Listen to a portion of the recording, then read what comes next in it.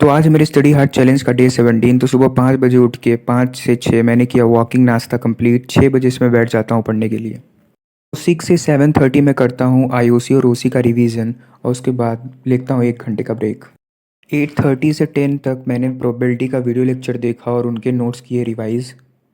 तो आज मैं करने वाला हूँ प्रोबेबिलिटी को अपना स्ट्रॉन्ग चैप्टर। तो सबसे पहले इसकी बेसिक स्टार्ट होती है एनसीईआरटी से। तो सबसे पहले मैंने एनसीईआरटी करना स्टार्ट कर दिया। लगभग 1.5 से 2 घंटे मुझे लगे एनसीईआरटी की सारी एक्सरसाइजेस को अच्छे से सॉल्व करने में।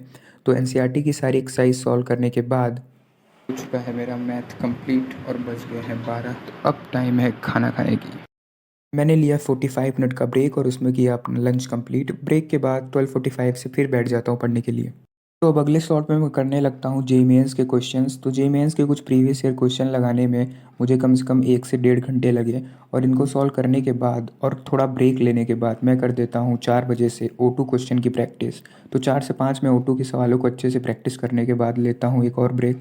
इसमें मैंने किया चाय बिस्कुट कंप्लीट और फिर बैठ जाता हूँ 5:30 से पढ़ने के लिए। तो 5:30 से 7 बजे तक मैंने किया O3 के क्वेश्चंस और लगाए प्रोबेबिलिटी के कुछ जेईई एडवांस के प्रीवियस ईयर क्वेश्चन। ये लगाने के बाद 7:15 से मैंने 8 बजे तक किया बायोमॉलिक्यूल कंप्लीट और फिर डिनर कंप्लीट करने के बाद तो डिनर हो गया कंप्लीट। और फिर इस 1 घंटे के स्लॉट में 9:30 तक मैंने लगाए बायोमॉलिक्यूल और पॉलीमर के कुछ क्वेश्चंस और पॉलीमर को किया अच्छे से रिवाइज।